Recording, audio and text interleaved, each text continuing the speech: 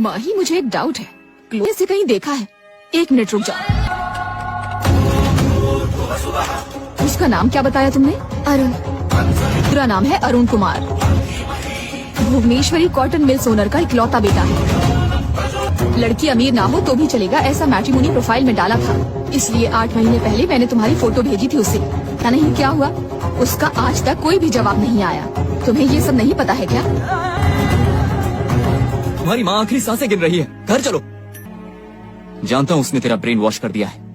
अभी मैं उसी साधु से मिलकर आ रहा हूँ, मुझे सब पता चल गया है। अगर भीख मांगने से मरीज ठीक हो जाता तो इतने सारे हॉस्पिटल्स डॉक्टर्स की क्या जरूरत थी? अगर मैं ऐसा करूं तो मेरी माँ मुझे मिल जाएंगी। हॉस्पिटल्स और डॉक्टर्स ने हार मान ली थी ना राजेश, तब मैंने ये मन्नत मानी थी। और ये मन्नत है या एक और कोशिश है, मुझे यही सही लगा राजेश। अगर पैसा होता तो माँ को बचा लेते, पिताजी को बचा लेते।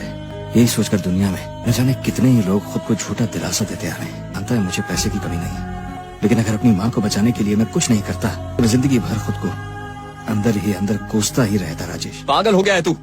अगर उस साधु की बात में थोड़ी सी भी सच्चाई होती तो मैं रहकर जो तूने मुश्किलें झेली है ना, माँ की तबीयत में थोड़ा तो सुधार आया होता, लेकिन ऐसा हुआ? हे अरुण, माँ को बचाने के लिए ये जो तू पश्चाताप कर रहा है वो मैं समझ रहा हूँ मेरे भाई, लेकिन अब इन बातों पर विश्वास करने से कोई फायदा नहीं होगा। धीरे धीरे माँ में छोड़कर जा रही है, इस घर चल। विश्वास की ताकत ही पूरा विश्वास करने में है। जो भी हो जाए, मेरी मन्नत पूरी होने तक मैं यहाँ से नहीं जाने वाला।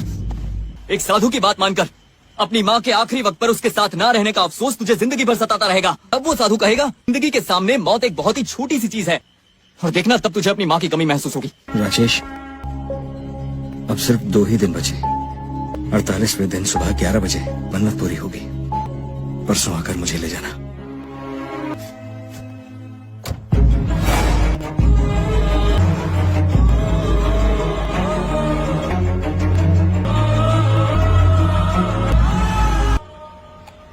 राजेश, और तुम्हारी बात मैंने छुप कर सुनी।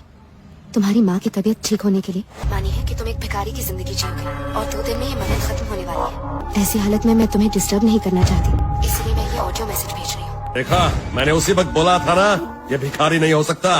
भुवनेश्वरी ग्रुप ऑफ कंपनीज का एमडी है, मेरे पास कितने करोड़ होंगे। अभी और 12 घंटे का वक्त है, आप चिंता मत कीजिए, ये फिर से अमीर नहीं बनेगा।